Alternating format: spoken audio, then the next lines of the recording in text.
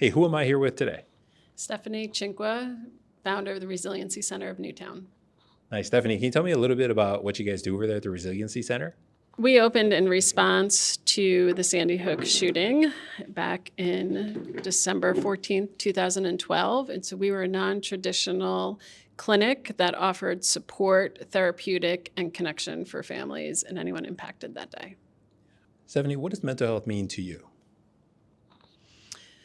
For me, I've always been in the area of mental health, but after seeing an event impact my family and my community, it really has shifted to we all come with something, whether that's trauma, abuse, broken homes, poverty, discrimination, and it's how everyone in our community responds to everyone individually, especially our young people.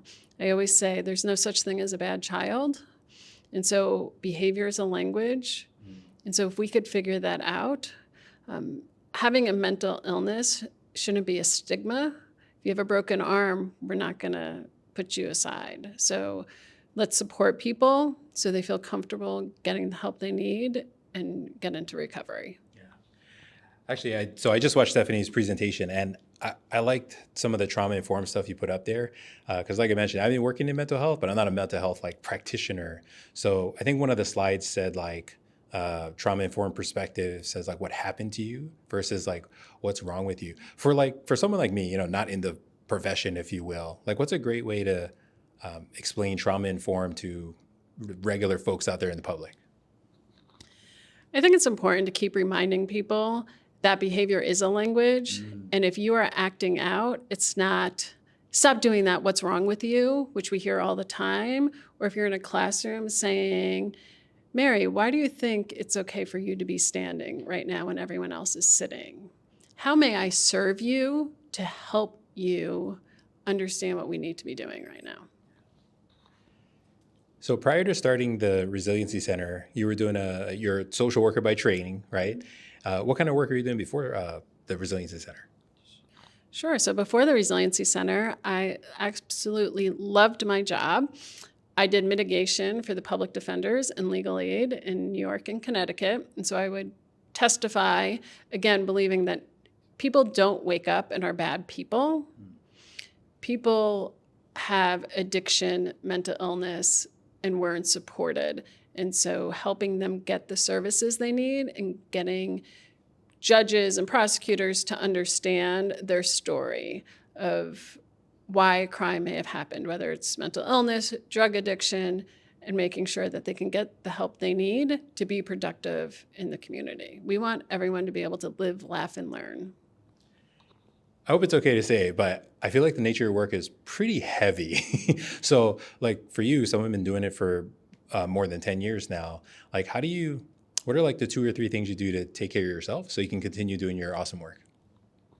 So that's a tough one, and I will probably say it has interfered. I'm going to be vulnerable and honest with that. I was a single mom, got divorced after the tragedy for a variety of reasons, but everyone grieves and handles things differently.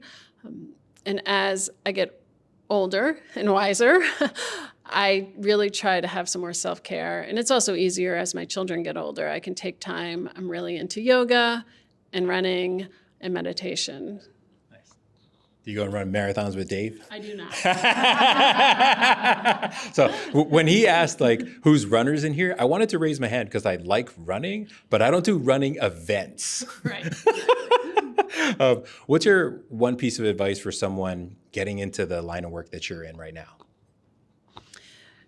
I think what I wish I knew many years ago, and being so enmeshed in trauma and grief and loss, is anyone who gets into this work, really, we need to take care of ourselves first and understand our own traumas and our behaviors so that we can effectively help others. And then I have 2 more questions for you. How do you think we as a community can normalize conversations around mental wellness? Or actually, I like what you said in your presentation, even reframing the language as brain health, right? Like your example about if your kid had a broken arm, you would take them to the doctor. So what are some things we can do to normalize those conversations in a workplace? So I think it's really shifting our language, changing wording. And with that comes understanding, because I think a lot of people shy away because it's our own fear and we don't really understand whether it's addiction or depression, suicide ideation, what that really means and why people do that. So education is always key. And then last but not least, so the name of our podcast is called Listen to Your Heart. So thank you. So Stephanie, when you listen to your heart, what's it saying to you? So when I listen to my heart, it keeps telling me I can't give up now. We have a lot of tragedy throughout the world, a lot of violence of all kinds. And I feel like our adults and youth are all hurting. And we need as many people to rally behind us and just be that one person who may look at a person and say, "Are you okay? Can I help you?"